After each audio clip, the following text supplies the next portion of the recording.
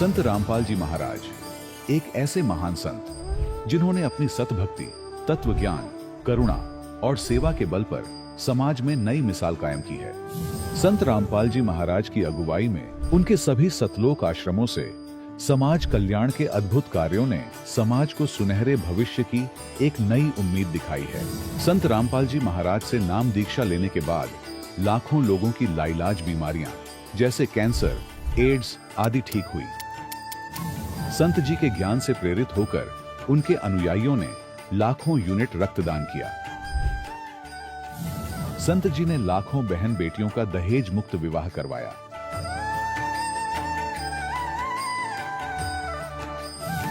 संत जी ने लाखों लोगों का नशा छुड़वाया, करोड़ों उजड़े परिवार बसे। संत जी के आश्रमों में समागम के दौरान निःशुल्क नेत्र चिकित्सा, दंत चिकित्सा प्रदान की जाती है। संत रामपाल जी महाराज द्वारा समय समय पर पर्यावरण संरक्षण के उद्देश्य से बड़े स्तर पर वृक्षारोपण किया जाता है। संत जी ने जरूरतमंदों को तत्काल राहत पहुंचाने के लिए एम्बुलेंस सेवा शुरू की।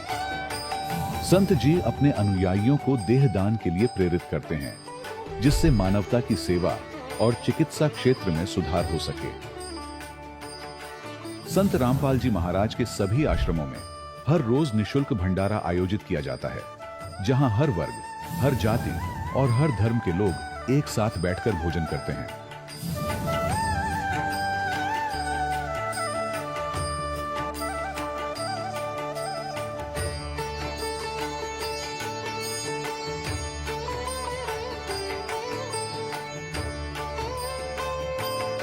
संत रामपाल जी महाराज के आश्रम में हजारों बुजुर्गों को सम्मान और प्यार के साथ जीवन जीने का अवसर मिलता है।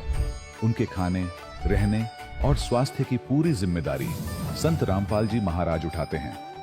अनाथ बच्चों के लिए संत रामपाल जी महाराज के सभी आश्रम किसी वरदान से कम नहीं। यहाँ उन्हें शिक्षा, संस्कार और भविष्य के लिए बेहतर अवसर प्रदान किए जाते हैं।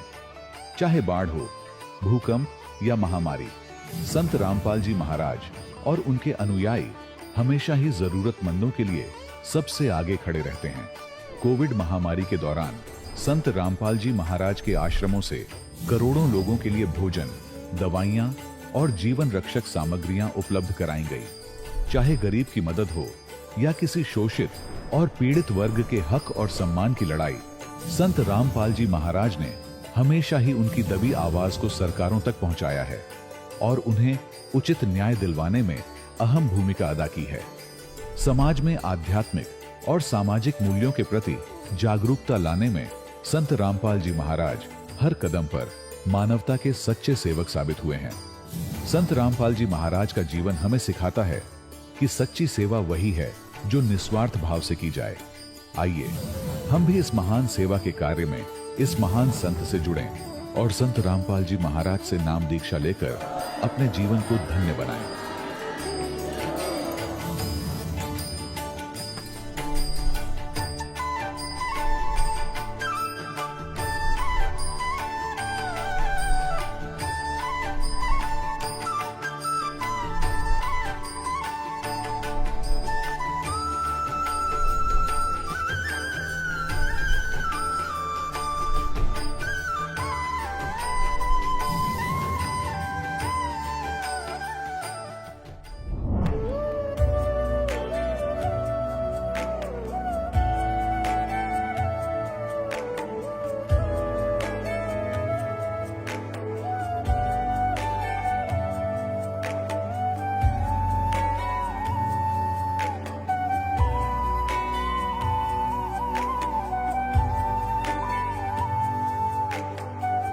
गीता में अर्जुन को स्वयं भगवान कह रहे हैं कि उस परमेश्वर की शरण में जा, उसके लिए उन संतों के पास जा जो तत्वदर्शी हो। इसी प्रकार हजरत मोहम्मद को उनका अल्लाह कह रहा है कि कोई और पूर्ण परमात्मा है। उसको पाने के लिए उन तत्वदर्शी संत की तलाश कर। वो प्रभु कौन है, ये जानने के लिए कृपया अवश्य सुनिए जगत गुरु तत्वदर्शी संत रामपाल जी महाराज के अमृत वचन। सत साहिब दर्शकों, क्या आपने कभी सोचा है कि जब कोई व्यक्ति बचपन से ही सभी देवी देवताओं की भक्ति करता हो और उन्हें खुश करने के लिए पशु बलि देता हो, और फिर भी उसे ना तो शारीरिक सुख हो और ना ही मानसिक शांति मिले, तो वह क्या करे?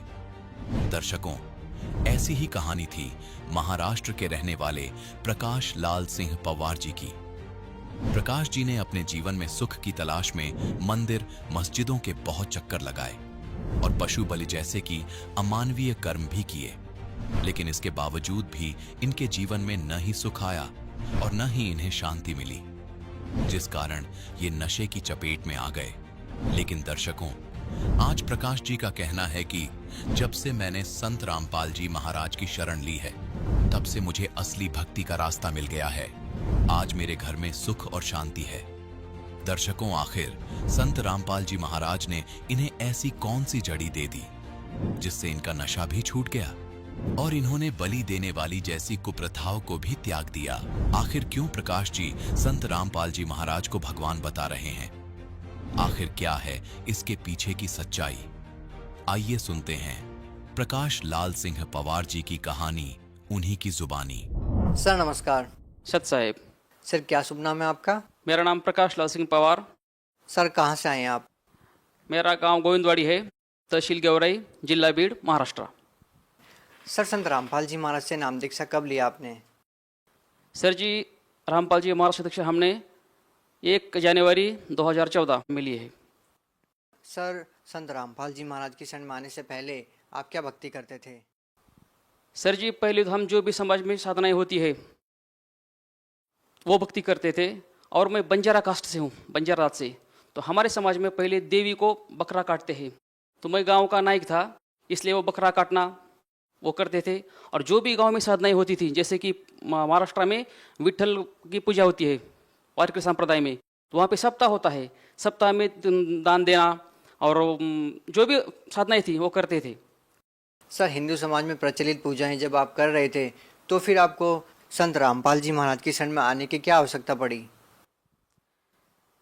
सर जी, ये प्रश्न तो बहुत दिन से था दिल में, क्योंकि जो भी साधनाएं होती थी गांव में या आजू बाजू को, तो वहाँ जाते थे। अब यही ले लीजिए, जब वारकरी बोलते हैं तो वो कहते हैं कि विष्णु भगवान है, ठीक है। और आगे शिवरात्रि आ गई, तो शिवरात्रि के वक्त को शिव जी को बताते हैं कि शिव जी भगवान है।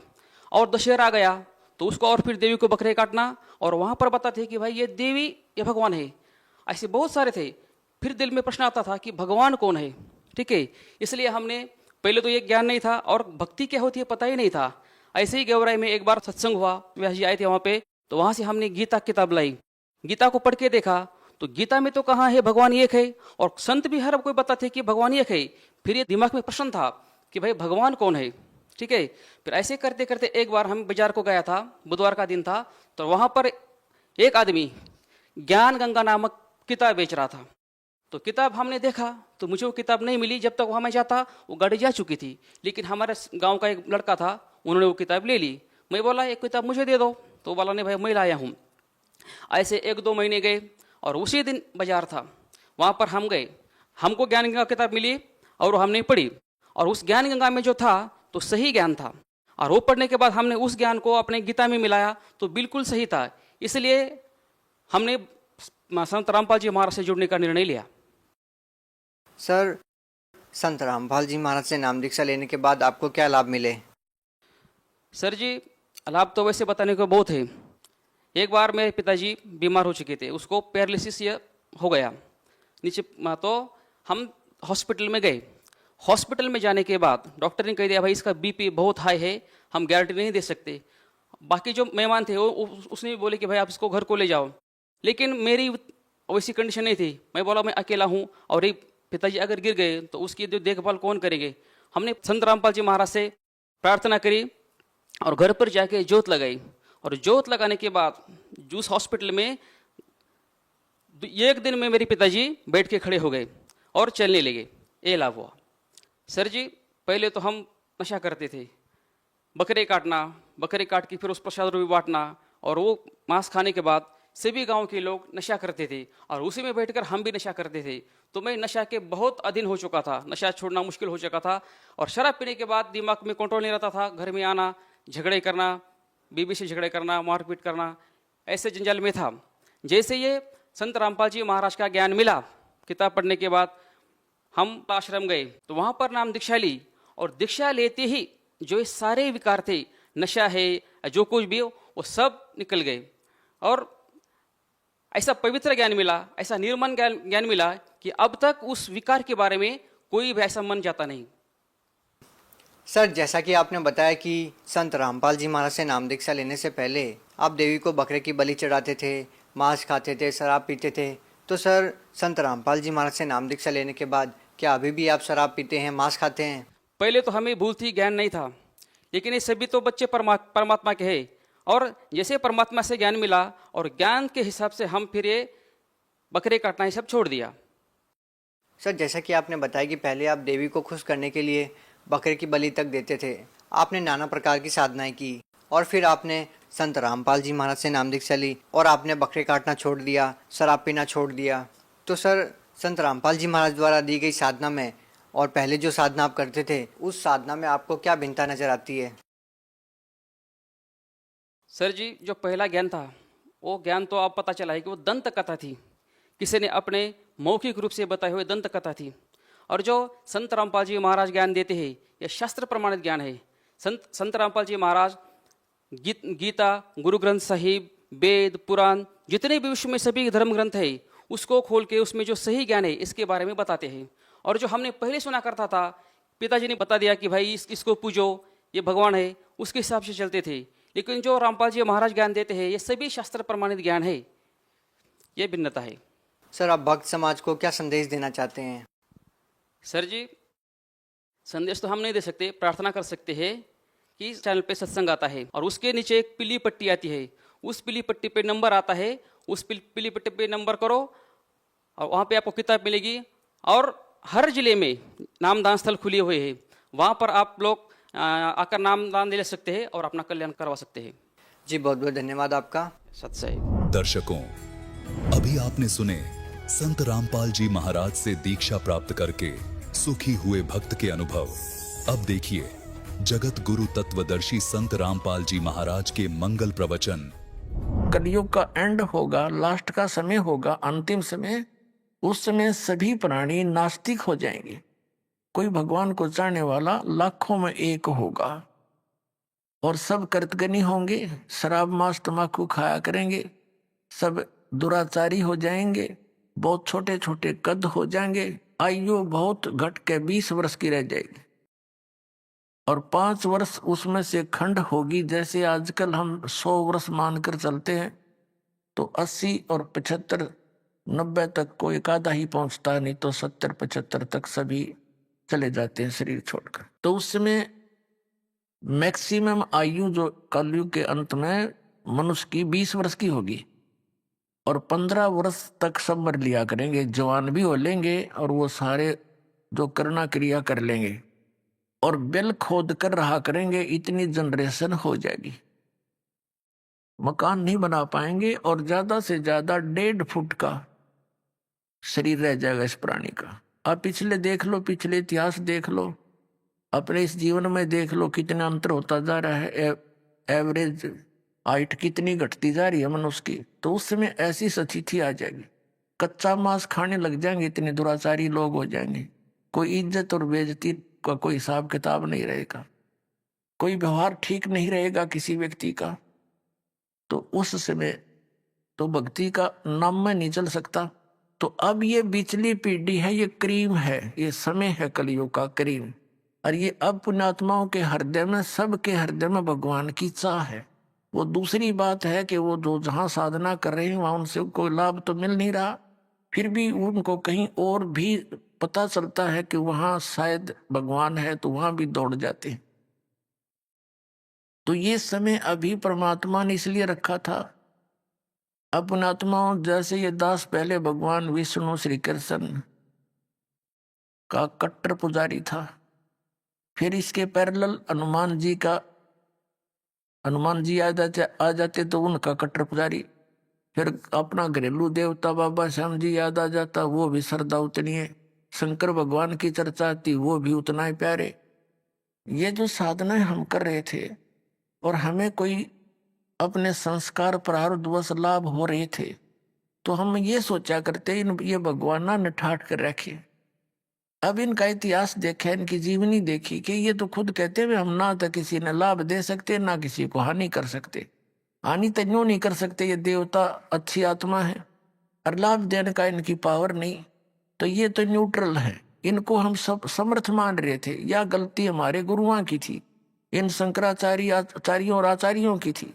इन्होंने ब्रह्मा विष्णु महेश जी को सुप्रीम पावर बता रखा, और इस काल भगवान को ही ये नारायण और कहते वो परमात्मा है, परब्रह्म परमात्मा, इसको परब्रह्म परमात्मा कहा करते हैं। और इसके अवतार ये राम और कृष्ण विष्णु को मानते हैं, और लास्ट में घुमा फिरा कर श्री राम श्री कृष्ण और शंकर भगवान को सुप्रीम पावर इन्हीं की पूजा पर दृढ़ करते थे। तो ये इनकी जो पूजाएं थी हम कर रहे थे, लेकिन इन्होंने कहीं नहीं लिखा कि हमारी पूजा करो। हनुमान जी ने कहाँ लिखा है कि मेरी भक्ति करो, हम खाम का पीछे लग रहे थे उसका।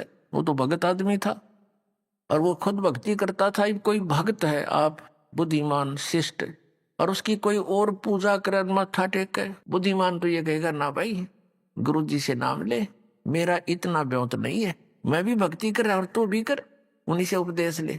तो ऐसे ही हनुमान जी की जो टेंडेंसी थी ऐसे ही थी।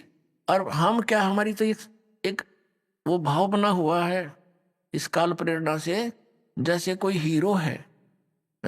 वो अपने रोजी रोटी के लिए तो उछल कूद चटक मटक कर रहा है, आराम उसने चाहे, वाह भाई मेरा तो फेवरेट है, यू फेवरेट हीरो है। टट्टू तेरा फेवरेट बता के देगा तो नहीं।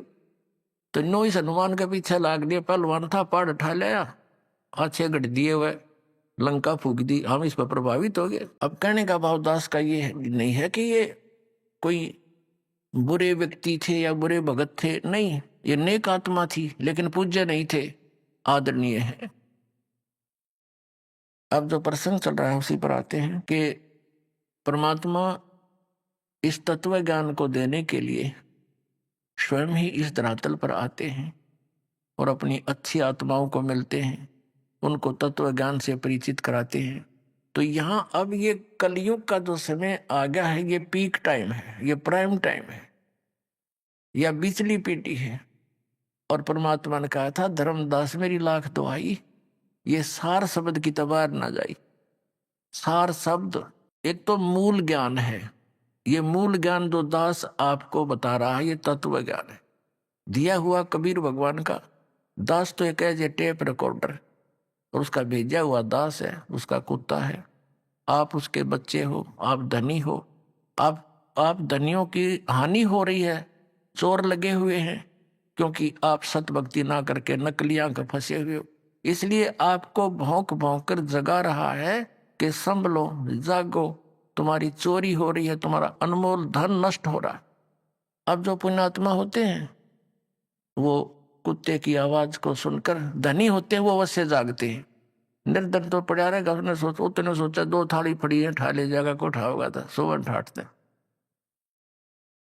और जो धनी होते हैं वो अवश्य फड़कते हैं, यानी जो पुण्यकर्मी प्राणी हैं वो कहीं भी नकलियों के फंसे हैं, वो अवश्य फड़क रहे हैं इस दास की आवाज को सुनकर, क्योंकि ये सत्य पर आधारित है।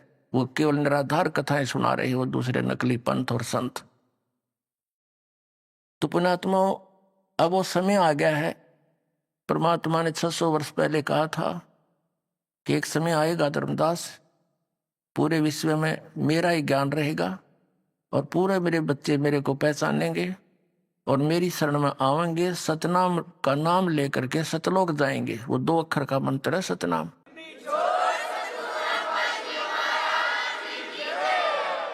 इस सतनाम को देने का इस विश्व में कोई अधिकारी नहीं है पुण्यात्मा, इस दास के अतिरिक्त। यह अभिमान ना समझना, ये तत्व ज्ञान समझना, यानी सच्चा ज्ञान समझना। तो उस परमात्मा ने दास को आकर के स्पेशल कहा कि बेटा अब कर दे शुरू।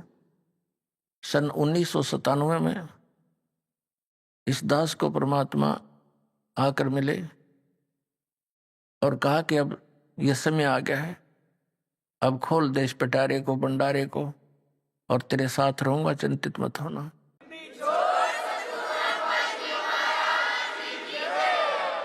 तो उसी का परिणाम है, उन्हीं का आशीर्वाद है, मेरे पूज्य गुरुदेव जी की रजा है कि ये दास उस परमात्मा के संदेश को उसके बच्चों तक पहुंचाने में सफल हुआ। कठिनाई बहुत उठाई, क्रोथा कांड इसी का परिणाम था, क्योंकि परमात्मा के बच्चे हैं सभी, जो हमारा विरोध कर रहे हैं वो भी उसी के बच्चे हैं। लेकिन वो काल का फंस गए, काल ने उनको अपना हथियार बना लिया, नकली आचार्यों को, गुरुओं को।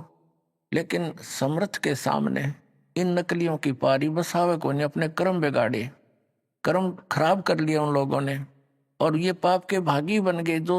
जो ये ज्ञान और 2 वर्ष पहले जनता तक पहुंचना था, वो 2 वर्ष की बाधा उन्हें पैदा कर दी और इतना दूर कर दिया समाज को इस दास के बारे में अफवाहें फैलवा कर, मीडिया का भी सहयोग लेकर के। और काल का उद्देश्य यही था कि लोग इसे इतनी नफरत करें, नाम से भी नफरत हो जाए, और कोई वहां पहुंचे नहीं, कहीं काल की पोल ना खुल जाए अज्ञान की। लेकिन समर्थ का आदेश और समर्थ का बनाया हुआ ये विधान, इसके बीच में जो अवरोध पैदा करता है वो महामूर्ख और अंधे गधे जैसा होगा। जैसे रेल की मार्ग पर अंधा गधा खड़ा होकर के और अवरोध पैदा करने की चेष्टा करता है, तो उसकी कितनी समझदारी है, क्योंकि उसके आंख को न और उसमें बुद्धि नहीं। जैसे ट्रेन आ रही हो, एक अंधा गधा खड़ा था रेल की पटरी पे और गाड़ी आ रही थी। उसने देखा जिस दिशा से कोई डिस्टरबेंस लगी, खड़खड़ खड़ की आवाज आई, उसने उसी साइड में अपने पिछले पैर कर लिए। अकाने दे, मुझे कौन डिस्टर्ब करेगा। दोनों दलुत्ती पे ना ली। जब वो रेल ट्रेन निकट आई, दोनों ठोकी उसने, तो वो ठा कर भगा दिया, टुकड़े टुकड़े हो गया। तो पुण्यात्माओं, उस समर्थ का चला हुआ ये मार्ग है। इस मार्ग में जो अवरोध पैदा करेगा वो हिरण्यकशिपु की कैटेगरी में आएगा, वो कंस की कैटेगरी में होगा। पहले तो हमने गलतियां कर ली बहुत, लेकिन अब उन पर उदाहरणों से सतर्क होना पड़ेगा और ये ज्ञान पूरे विश्व में जाएगा। एक बार पुनः, अब तो आग लगी पड़ी है, कलयुग घोर दिखाई देता है। किसी मजहब धर्म के पुण्यात्मा भक्ति भी करते और मांस खाते हैं, बीड़ी पीते, शराब पीते, और किसी रिश्वत की आंट नहीं, माया जोड़ने की होड़ लगी। तो ये तो घोर कलयुग की अब झलक झांकी आप देख रहे। अब एकदम पुनः शांति होगी पूरे विश्व में।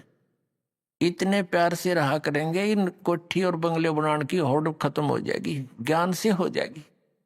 जैसे एक बैंक मैनेजर था, जब दास ने ये नाम लिया था, उसने बैंक से कुछ लोन लिया और रोहतक के अंदर एक सेक्टर 1 में कोठी गाड़ी, 3.5 लाख रुपए उस समय। आज तो 40 लाख रुपए बने हुआ, बल्कि और ज्यादा, 1 करोड़ में ऐसी कोठी बनाई। उसका मुहूर्त करने के लिए संडे का समय किसी पंडित पर जो भी समय था निर्धारित करवाया। अब हम इसी मुहूर्त करा करते, पहले तो पंडित ने कर लेने दो थोड़ी बहुत जटर मटर क्यों, फिर बाद में घुट्टी घाटी दर्शन बनावांगे, ये थी मुहूर्त मारी। इतना ज्ञान रह गया था। अब उसने सब मित्र प्यारे फ्रेंड इकट्ठे कर रखे, रिश्तेदार आए हुए थे, और कुछ उस किसी आइटम की आवश्यकता पड़ गई, स्वयं स्कूटर उठा कर और वो सामान लेने के लिए जा रहा था बाजार में।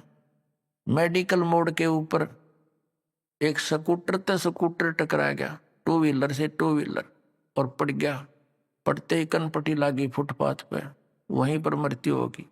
अब चाट ले उसको ठीक ने, वो दरा रहेगा, जश्न मनाऊंगा। अब जौन सा काम इस मनुष्य जीवन से करना था उसने तो वो तो छोड़ दिया, इन बकवादा में दौड़ लिए। क्यों दौड़ दिया? क्योंकि हमने माहौल ऐसा बना लिया। इस साइड में पकड़ गए, दूसरी स्पीड पकड़नी थी, भगवान की भक्ति करनी थी। एक मकान ठीक अपना बना ले, ठीक सा, गर्मी सर्दी से बचने के लिए तो इसलिए बना था कि भक्ति में बाधा करते हैं प्राकृतिक यहाँ की आपदाएं। कभी गर्मी घनी, कभी सर्दी, कभी वर्षा आ गई, कहीं ओले गिर गए, तो उससे बचकर भक्ति करने में डिस्टर्बेंस ना हो, इसलिए झोपड़ी झापड़ी डालकर अपना टाइम पास करना था। अब जैसे, क्योंकि वो बातें पहले तो असर करे नहीं थी, जो नाम लेने के बाद तो कति कलेजे में लग गए ये बातें। सचमुच यो के सांग होया। एक जब दास ने ये मार्ग प्रारंभ किया था, आदेश हुआ था गुरुदेव, हमारे पास इतनी सुविधा नहीं थी। एक भक्तों ने एक जीप लेनी थी, लोन पे, तो उसका फाइनेंस करवाया। रोहतक के अंदर एक व्यक्ति था, वो फाइनेंस करता था, उसने फाइनेंस कर दिया और ब्याज सबसे ज्यादा लेता था। वो तो लेते ही हैं, सभी लेते, ज्ञान बिना। तो हमारा भक्त बता रहा था कि मैं, चर्चा चल पड़ी कि आप किसके चेले हो। हमसे बोला, हमने बताया आपका नाम कबीर साहब के पंथी हैं, रामपाल महाराज के हम शिष्य हैं। उसके पिताजी बैठे थे ऑफिस में, तब तक हम इंतजार कर रहे थे, उस लोन करने वाले उसके पुत्र की इंतजार कर रहे थे, उसके ऑफिस में बैठे। उसके पिताजी से कहा कि आप भी भक्ति करो, नाम ले लो हमारे गुरुजी से। तो उनका पिता कहता है कि मेरी तो मौज हो रही है, भगवान शंकर की पूजा करूं, माता की पूजा करते हैं और गुरु हमने बना रखे हैं अपने, और भगवान विष्णु के हम पुजारी हैं, सब काम हम ठीक करते हैं, मूर्ति मार्ति ला रखी। और क्या कह रहा है कि मेरे जैसा सुखी आज कोई नहीं, इन भगवान कर रखे, इन देवताओं की तरफ संकेत करे, मूर्ति लग रही ऑफिस में। और क्या बताता है कि एक बेटा तो ये फाइनेंसर है, इसके खूब दया हो रही है, इनकम होती है, और एक बेटा जज लग गया है, बेटे का अभी विवाह हुआ है, उसकी पत्नी भी जज है। बताओ मैं किसका नाम ले लो, इन गुरुआन इन भगवानों को छोड़कर आप क्या बात करते हो। हमारे भक्तों का कहने का फर्ज था, बाकी बहस कौन करे इनके साथ, ये तो काल के वकील हैं सभी। अब 1 वर्ष के बाद समाचार पत्रों में क्या आया कि वही परिवार जिससे ये फाइनेंस कराते थे, दास को इन्होंने आकर बताया था कि ऐसे ऐसे हमने कही, लेकिन ये तो इस माया के पुजारी मानते नहीं। उसके पिताजी से कहा था, वो ने बोला तुम्हारे जैसा सुखी कोई नहीं, और हम किसकी पूजा करें। तो उन्होंने कोई धार्मिक अनुष्ठान करवाया था, समाचार पत्रों में सच्चाई थी या जो दास बता रहा है, धार्मिक अनुष्ठान कराया था। धार्मिक अनुष्ठान के बाद जैसे फूल फाल चढ़ाते हैं, कोई हवन की राख रूख बच जाती है, उसको आदर के साथ जल प्रवाह करते हैं। अब वो समागम हो लिया, पहले दिन अनुष्ठान करवाया था, हवन उनके गुरुजी ने किया था, और अगले दिन उस हवन की उस राख को, फूलों को उठा करके वो दोनों भाई, जज और वो फाइनेंसर, इधर दिल्ली रोड के ऊपर एक JLN है, जवाहरलाल नेहरू कैनाल, उसमें पानी बहुत चलता है, उसमें चले गए। ड्राइवर उनके साथ था, उन फूलों को जल प्रवाह करने के लिए। अब जो ही उन्होंने जल प्रवाह के लिए फूल फेंके, तो वो स्लोप ज्यादा है ऐसे उस दरिया, उस नहर का, कैनाल का, वो ऊपर पटरी पर गिर गए। अब उसने सोचा कि ले थोड़ा सा इनको नीचे सरका देता हूं। हाथ से एक भाई ने हाथ पकड़ लिया, एक नीचे को होकर सरकाने लगा। उसका काई लगी हुई थी, पानी कुछ डाउन हुआ था, पैर फिसल गया। वो दूसरा भाई भी साथ में, और वो भी तैरना कोई से नाव नहीं, दोनों मर गए, डूब गए। वो जज भी मर गया और वो फाइनेंसर भी मर गया। पेपर में आई, ड्राइवर खड़ा खड़ा देख रहा। उसने फोन किया, इकट्ठे हुए। तीसरे दिन लाश मिली थी वहां शालावास पंप हाउस पर जाके। अपने आत्माओं, देखो परमात्मा हमें आगाह कराते हैं कि जब तक तुम्हारे पुण्य चलते हैं पूर्व जन्म के, आपकी पूर्व जन्म की बैटरी चार्ज है, तो आपको सब सुविधाएं प्राप्त रहेंगी, चाहे आप किसी की पूजा करो चाहे ना करो, यानी सत भक्ति ना करके अन्य चाहे पूजा करो चाहे ना करो। और आप ये सोचते रहते हो कि जो साधनाएं हम कर रहे हैं इससे हमें ये पुण्य हो रहा, लाभ हो रहा है। अब उन्हीं साधनाओं को करने से वो ये मान रहे थे हमारे सर्व सुख हुए हैं, और उस समय नाश हो गया उनके करते करते। तो खाक साधना थी वो। अब वो जो नया नया विवाह हुआ था और लड़की चली गई, जो उसकी पत्नी थी, उसने कहीं और मैरिज कर ली, अब हो गए जैसे के तैसे।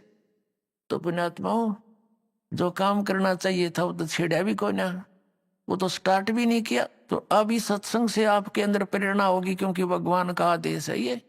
आप उसके बच्चे हो या भरम रहे हो, भटक रहे हो, आपने जाना था सतलोक में धक्के खाओ, इनके इन स्वर्ग तक मुश्किल से पहुंचा जाता है, फिर वापस यहीं आ रहे हैं। अब परमात्मा बताया करते थे हमें संदेश देते थे। क्यों भूली घर अपना, यो ना देश तुम्हारे, फिर पीछे पछतावगी, कर ले सोच विचार।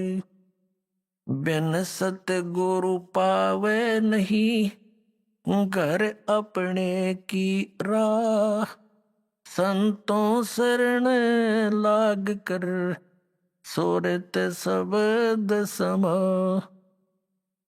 संख असंखों कोश है, तेरे पिया का देश।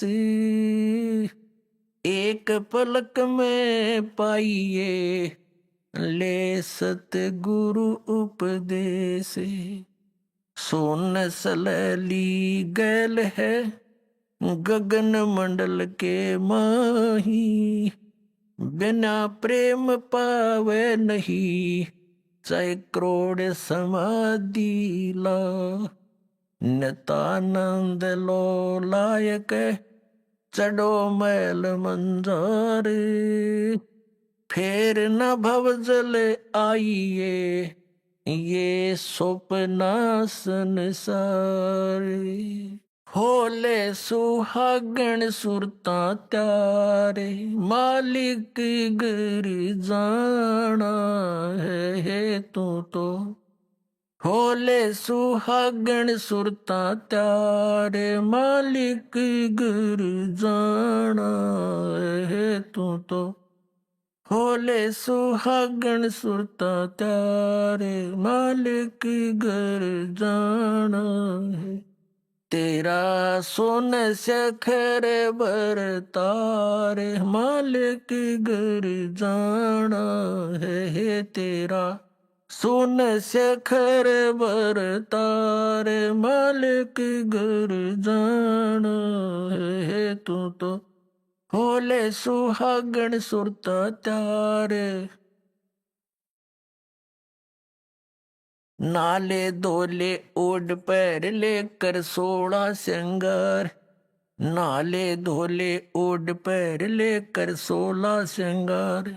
आज नहीं तय तड़के परसों, आवेंगे तेरे लणियार। मालिक घर जान है तू तो। होले सुहागण सुरता त्यार, है तेरा सोन सखर बरतार। मालिक घर जान है।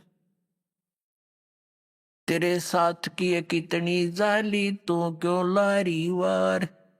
तेरे साथ की कितनी जाली, तू क्यों लारी वार। गुड़िया खेलत जन्म गवाया, लाया है नहीं बेचारे। मालिक घर जान है तू तो। होले सुहागण सुरता त्यार,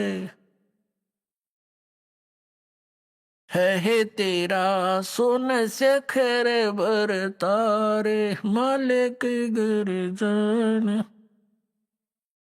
सतगुरु मारे बाणिया है, करते बनज व्यवहार। सतगुरु मारे बाणिया है, करते बनज व्यवहार। बिन डांडी बिन पालड़े है, तोले दिया संसार। मालिक घर जाना। होले होले सुहागण सुरता त्यारे, मालिक घर। ए तेरा सोन सखर बरतार। मालिक घर जाना है तेरा सोन सखर।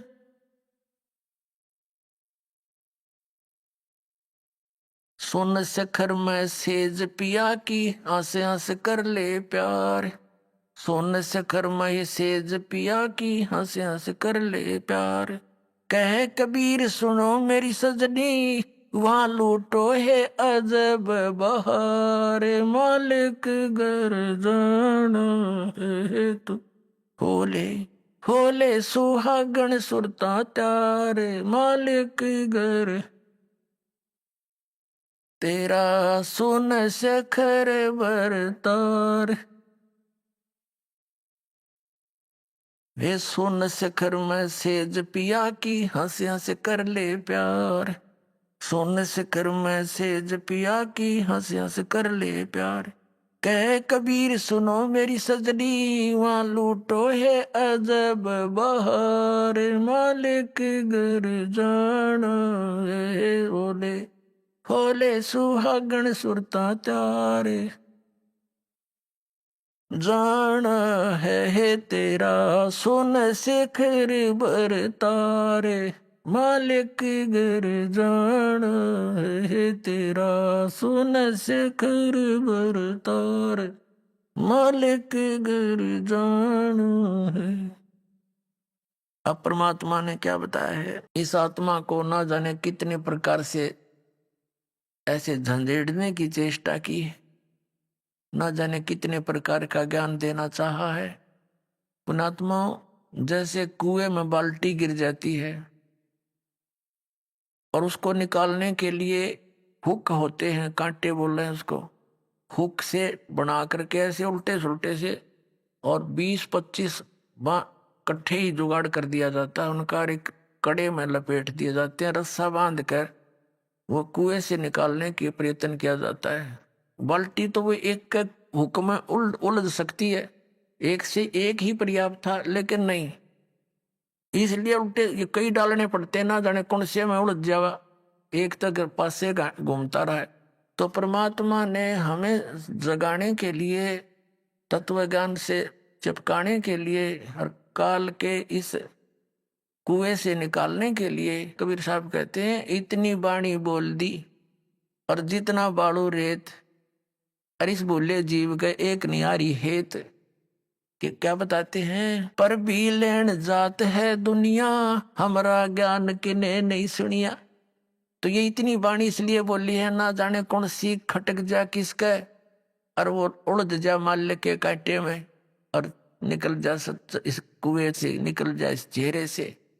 तो इस प्रकार परमात्मा बताना चाह रहे हैं, ये एक आत्मा सुरता को या आत्मा कहा है और इसको समझाने की चेष्टा की है कि होले सुहागण सुरता त्यार, तन मालिक घर जाना है। हम सबका स्वामी, हम सबका धनी, हम सबका खसम, यानी एक ही है। मालिक कहो, पति कहो, स्वामी कहो या भगवान कहो, तो वो एक ही है।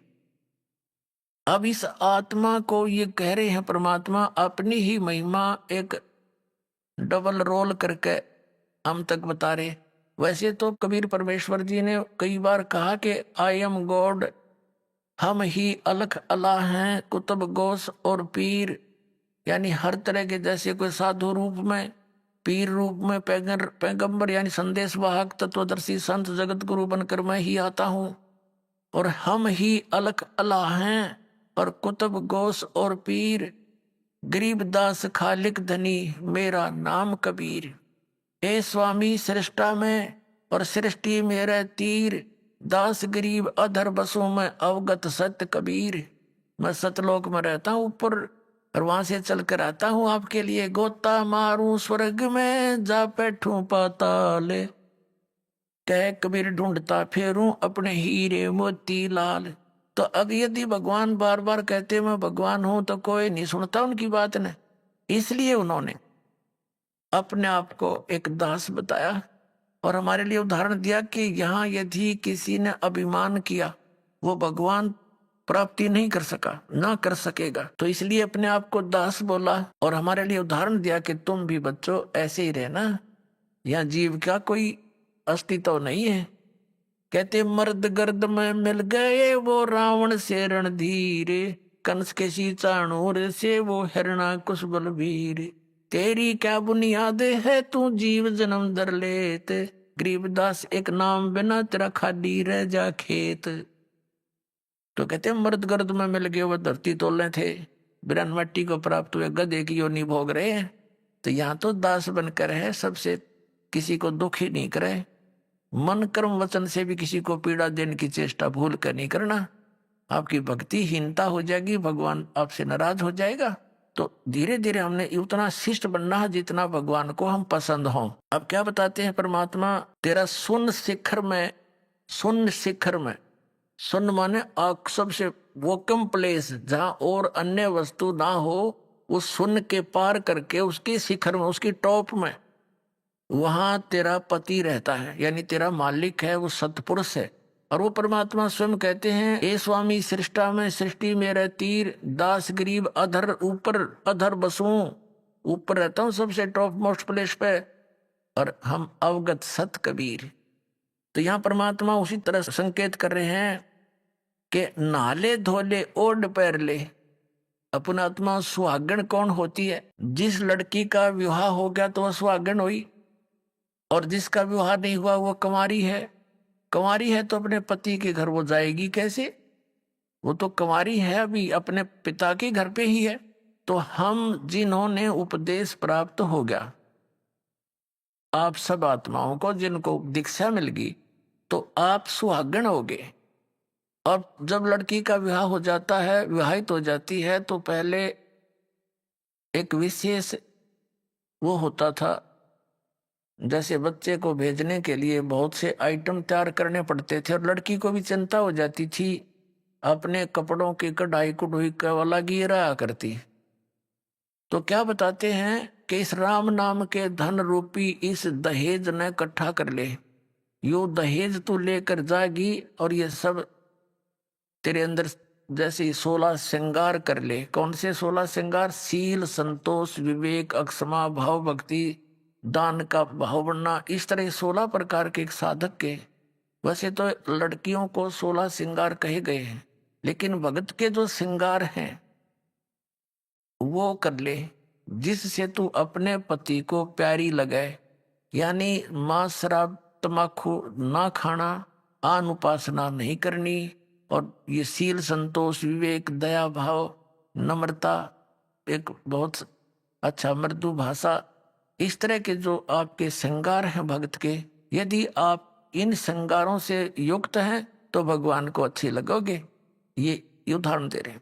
नहाले धोले ओढ़ पैर ले।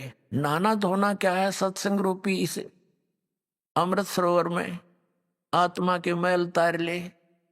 नहाले धोले ओढ़ पैर ले, और कै 16 श्रृंगार, यानी सब मर्यादा में रहे। और आज नहीं तो कल परसों तेरे आवेंगे लनियार। ये देसी भाषा हरियाणा की लगभग। परमात्मा तो सब भाषाओं में ही बोला उन्होंने ज्ञान, ताकि मेरे बच्चे कहीं भी हैं वहीं पर समझ जाए। लनिहार मीन तुझे लेने वाले तेरे पति आएंगे, यम के दूत समझ ले। यहां तो लनिहार यम के दूत है हमारे। और वहां सतलोक चलोगे तो परमात्मा आएंगे इस दास के रूप में।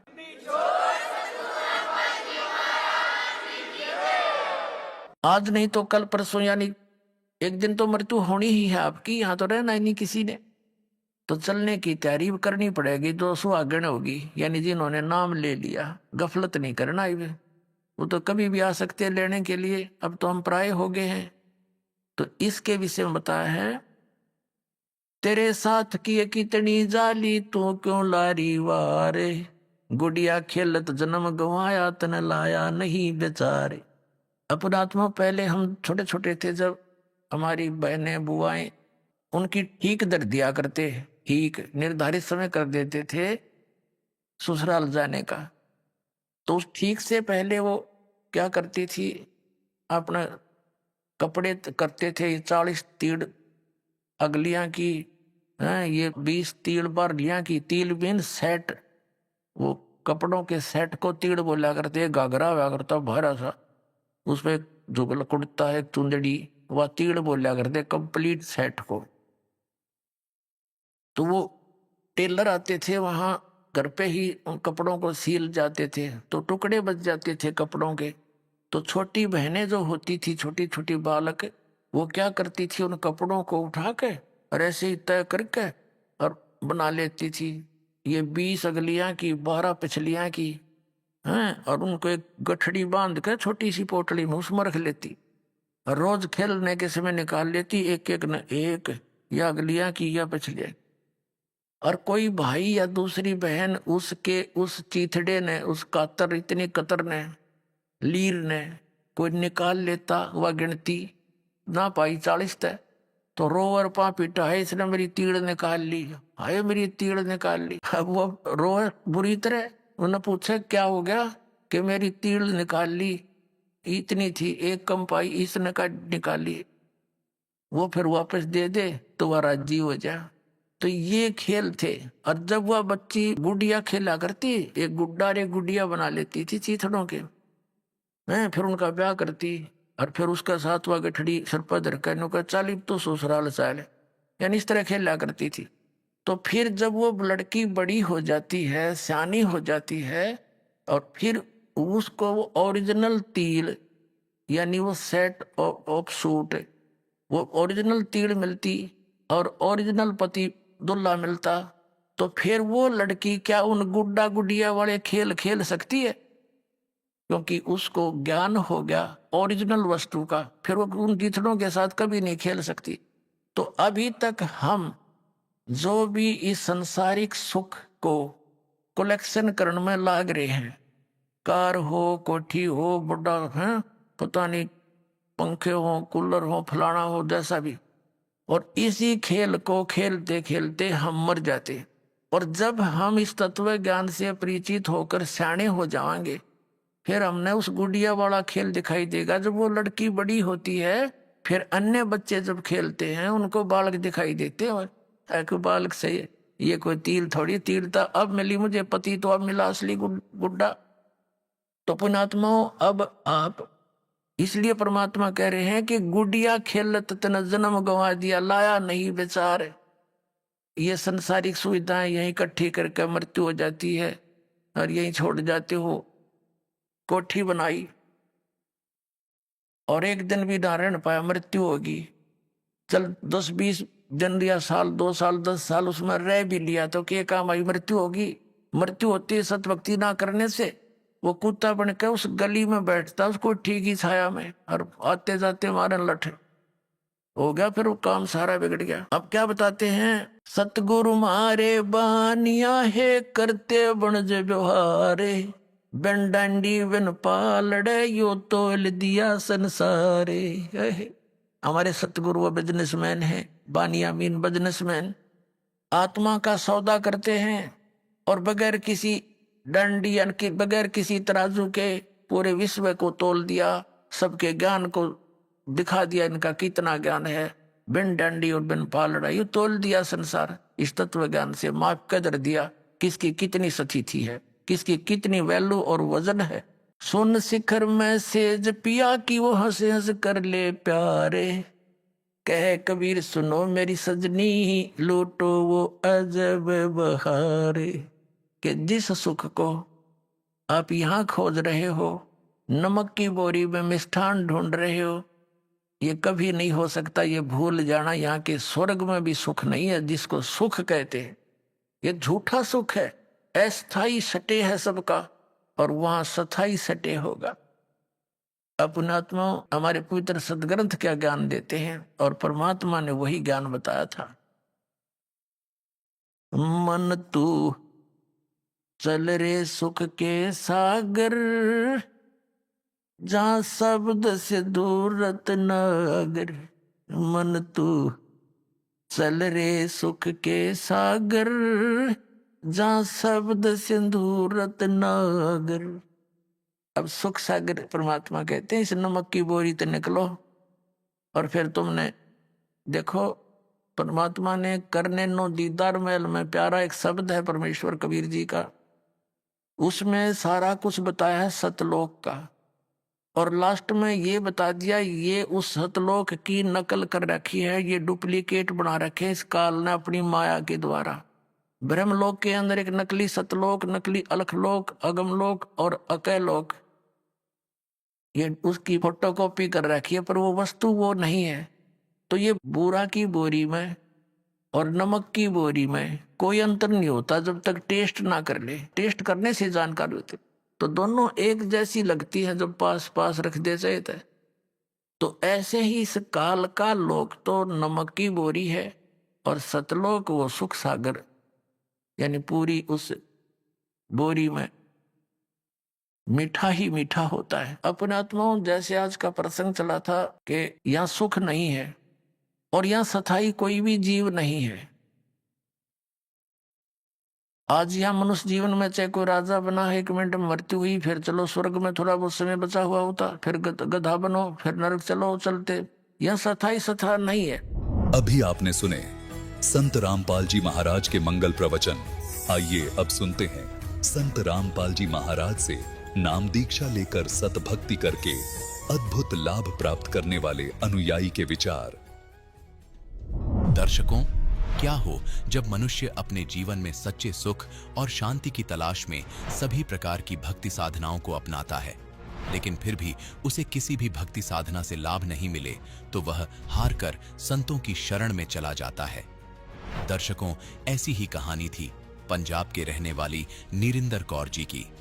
नीरिंदर जी ने अपने जीवन में अनेकों प्रकार की भक्ति विधियां अपनाई, लेकिन इन सब के बावजूद भी इन्हें कुछ लाभ नहीं मिला, तो इन्होंने ब्रह्मा कुमारी तथा राधा स्वामी जैसे पंथों के दरवाजे खटखटाए। लेकिन अफसोस, नीरिंदर जी को वहां से भी निराशा ही मिली। लेकिन दर्शकों, आज नीरिंदर जी का कहना है कि जब से मुझे संत रामपाल जी महाराज की शरण मिली है और मैंने संत रामपाल जी महाराज द्वारा बताई गई भक्ति विधि को अपनाया है, तब से मेरा जीवन पूर्णतः बदल गया है। दर्शकों, आखिर संत रामपाल जी महाराज द्वारा बताई गई भक्ति में ऐसा क्या है जो ब्रह्मा कुमारी और राधा स्वामी जैसे पंथों में भी नहीं है?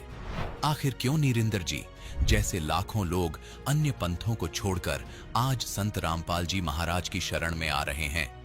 आखिर इसके पीछे की सच्चाई क्या है? आइए सुनते हैं नीरिंदर कौर जी की कहानी, उन्हीं की जुबानी। नमस्कार जी। हाँ जी, सत साहिब जी। क्या नाम है जी आपका? मेरा नाम नरिंदर कौर है। कहाँ से आए हैं आप? हाँ जी, डिस्ट्रिक्ट लुधियाना पंजाब से हूँ। संत रामपाल जी महाराज से नाम दीक्षा कब लिया आपने? हाँ जी, 2016 में 25 दिसंबर 2016 को। संत रामपाल जी महाराज जी से नाम दीक्षा लेने से पहले आप क्या भक्ति साधना करते थे? हाँ जी, मैं सिख फैमिली से बिलोंग करती थी। पहले मैरिज से पहले गुरुद्वारा को मानते थे, पाठ पूजा वहीं का करते थे, सिमरन। और उसके बाद फिर शादी के बाद 1982 से राधा स्वामी पंथ से जुड़ गए। तो वहाँ से लेकर अभी 2006 तक 24 साल तक राधा स्वामी पंथ से जुड़े रहे। वहाँ भी सत्संग सुनने जाते थे, सिमरन करते थे, ब्यास जाते थे। तो लेकिन जैसे जैसे काल की भक्ति कर रहे थे तैसे तैसे माना दुख बढ़ रहे थे, सुख नहीं कोई हो रहा था। तो ऐसे ही हम ढूंढ रहे थे कि परमात्मा कौन है, वो कैसा है, कहाँ है। कहते हैं कि वो सुख का सागर है, शांति का सागर है, तो वो सुख शांति तो हमें मिल नहीं रही। तो इसलिए हम उनको ढूंढ रहे थे। तो उसके बाद 2006 में प्रजापिता ब्रह्मा कुमारी आश्रम हमारे घर के पास ही खुला। तो वो 8 दिन का कोर्स देते हैं। पहले वहाँ गए, हम आत्मा परमात्मा के बारे में बताया, परमात्मा कौन है, उसके साथ हमारा क्या संबंध है, वो कहाँ रहता है, कैसे मिलता है। तो ऐसे हमें लगा कि शायद यहाँ से परमात्मा हमें मिल जाएगा। लेकिन वहाँ भी हमने उनकी 11 साल तक पूरी मर्यादा में रहे। उनके माना बहुत ही ज़्यादा सहयोग दिया। जहाँ भी वो सेवा के लिए कहते थे सेवा भी करते थे। 4 माना उनके सब्जेक्ट हैं कि ज्ञान, योग, धारणा, सेवा। अगर कोई चारों में पूरा फॉलो करेगा तब उसको परमात्मा मिलेगा। तो वो भी हमने पूरे दिल से चारों को फॉलो किया। जहाँ तक कि आश्रम में जो महावाक्य परमात्मा के चलते हैं, जिसे वो मुरली कहते हैं, वो भी हम सुनाते थे, क्लास कराते थे। स्टूडेंट क्लास में सुबह शाम आते थे तो वो मुरली भी हम खुद कराते थे। मर्यादा में पूरा रहे, पवित्रता, वो कहते हैं कि पूरी पवित्रता धारण करो, खान पान की शुद्धता करो, बाहर का बिल्कुल नहीं खाना, लहसुन प्याज तक नहीं खाना। बिना लहसुन प्याज के हमारे घर में सब्जी बनती थी 11 साल तक। तो पूरा परिवार जो था माना, वहाँ हमने उनको फॉलो किया होता। वो बेटी जो एक मेरी थी, वो पहले से बीमार रहती थी। उसको भी मैंने बताया कि आप यहाँ आकर के ठीक हो जाओगे, आप भी यहाँ आओ। 25 साल की उम्र में शादीशुदा थी, उसकी 1 ढाई साल की बेटी थी। तो उसने भी इस माना संस्था को फॉलो किया। फिर उस अपने बेटी को भी साथ में रखती थी। तो उसने भी ऐसे मेरी तरह पूरी पवित्रता धारण की हुई थी, मर्यादा में चलती थी, वो भी सेवा करती थी। माउंट आबू में जहाँ इनका माना हेड ऑफिस है, वहाँ भी हम 7-8 बार गए, राजस्थान में। तो पूरी तरह से फॉलो करने के बाद भी दिन पर दिन ऐसे लग रहा था कि जो सुख शांति चाहिए वो हमें मिल नहीं रही है। और शरीर जो था वो दिन पर दिन गिरावट की ओर जा रहा था। तरक्की होने की बजाय शरीर में इतनी पीड़ा थी, दर्द था, पूरी बॉडी जैसे किसी ने बहुत लाठियों से पीटा हो। तो ऐसा दर्द होने के बाद भी हम वहाँ जाते थे, कराते थे। अब उनको बहन जी को बोलते थे कि अब हम सेवा के भी नहीं लायक रहे, कि हम बाहर जा कर के भी गांव गांव सेवा नहीं कर सकते, चल फिर नहीं सकते, घर का काम करने की भी दिक्कत आ रही है। तो अगर परमात्मा है तो वो इतना दुख हमें क्यों दे रहा है? तो वो कहते थे कि वो आपने पता नहीं कौन से बुरे कर्म किए होंगे, पाप कर्म, उसको तो भोगना ही पड़ेगा। तो भले आप अभी आप अच्छे कर्म कर रहे हो, इसका फल तो भी स्वर्ग में मिलेगा आपको। बहन जी, जैसा कि आपने बताया कि आप अन्य गुरुओं के पास भी गए, आप ब्रह्मा कुमारी पंथ में भी एक पद पे रही हैं, आप वहाँ पर मुरली सुनाते थे लोगों को। ये सब पूजाओं को करते करते भी आपको शारीरिक कष्ट आ रहे थे, आप शारीरिक रूप से बहुत ही कमज़ोर हो गए थे। आप इतना कमज़ोर हो गए थे कि अपने घरेलू काम भी नहीं कर पा रहे थे। तो हम आपसे पूछना चाहते हैं कि उसके बाद आपको इन सब बीमारियों से निजात कैसे मिली? अभी हमारे घर में जो है मेरे हस्बैंड के बड़े भाई हैं, वो 4 साल से इधर ज्ञान में थे, सतगुरु रामपाल जी की शरण में थे। वो अपने घर में अपनी वाइफ को कहते थे कि मैं इनको एक बार बोल के आता हूँ, क्योंकि ये भी परमात्मा को ढूंढ रहे हैं, ये गलत तरफ गए हुए हैं, तो इनको बताना चाहिए। तो लेकिन वो आने नहीं देते थे कि जो इतने पक्के हैं उधर मर्यादाओं में, इतना माना बाहर सेवा के लिए जाते हैं जगह जगह पर, तो उनका प्रचार करते हैं तो ये मानेंगे नहीं। तो उन्होंने फिर वो मेरी बेटी को जब देखा, कहते इसको क्या हो गया, जितनी कमज़ोर हो गई है, क्या हो गया इसको। तो जब हमने बताया कि इसको हमें समझ में नहीं है कि इसको क्या बीमारी है, भी बिल्कुल भी जो ठीक नहीं हो रही दिन पर दिन, तो उन्होंने कहा कि आप ज्ञान गंगा पुस्तक दे के जाऊँगा, आप वो पढ़ना, और आप टीवी पे चैनल पे सत्संग आता है सतगुरु रामपाल जी का, आप सत्संग सुनना शुरू करो, उसके बाद आप देखना सत्संग सुनने से ही आपको लाभ होगा। तो वही हमने किया। उन्होंने अक्टूबर में 26 अक्टूबर को 2016 में हमें बताया था कि ज्ञान गंगा पुस्तक दे के गए थे हमें, और सत्संग के लिए बोला था। तो हमने सत्संग सुनना शुरू कर दिया। तो 1 महीने के अंदर अंदर जो बेटी थी उसने मन बना लिया कि मैं इधर सतगुरु रामपाल जी की शरण में आऊँगी और मैंने नाम दीक्षा लेनी है। तो ऐसे उन्होंने माना 3 दिसंबर को ही ले ली, 16 में नाम दीक्षा ले ली। उसके बाद 25 दिसंबर को जहाँ मंडी गोविंदगढ़ में मैं आई थी दीपक दास के पास, जहाँ तो इन्होंने बोला कि आप तो बहुत मैं पहले से मर्यादा में हो, तो अभी आप भी आना चाहते हो तो लो, आप देर क्यों करते हो, तो आपको ज्ञान समझ में आ गया होगा तो सतगुरु रामपाल जी का। तो मैंने कहा कि ज्ञान तो बहुत अच्छा है। तो फिर मैंने वहाँ जहाँ मंडी गोविंदगढ़ से आके सतगुरु रामपाल जी की महाराज की शरण में आ गए, जब हमने देखा कि हमें जहाँ ही सच्चा सुख मिलेगा।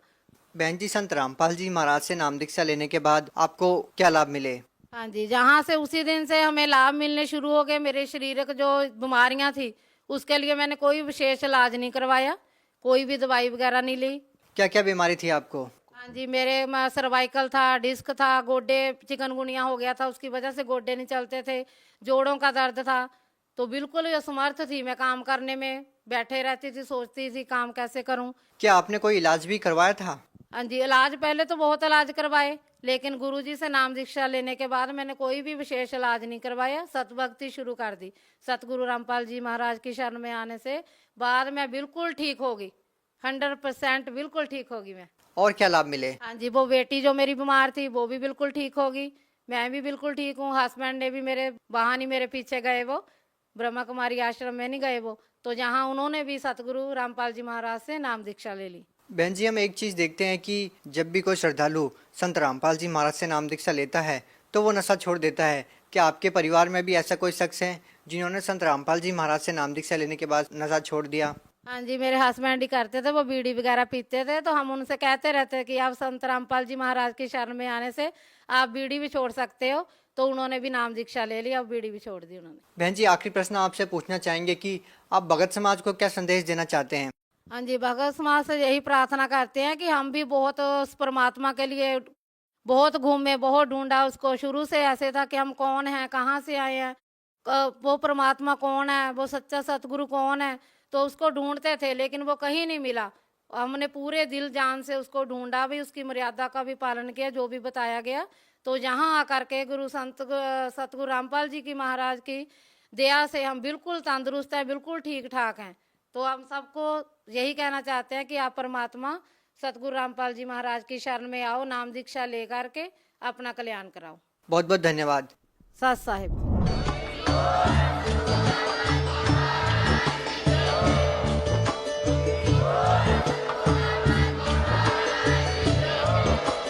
आप सुन रहे थे जगत गुरु तत्वदर्शी संत रामपाल जी महाराज जी के मंगल प्रवचन। अधिक जानकारी के लिए विजिट कीजिए हमारी वेबसाइट www.jagatgururampalji.org। संत रामपाल जी महाराज जी के शुभ आशीर्वाद से पूरे विश्व भर में 500 से भी ज्यादा नाम दीक्षा केंद्र हैं, जिन पर संत रामपाल जी महाराज जी द्वारा ऑनलाइन निशुल्क नाम दीक्षा दी जा रही है। अपने नजदीकी नाम दीक्षा केंद्र का पता करने के लिए संपर्क करें 8222880541।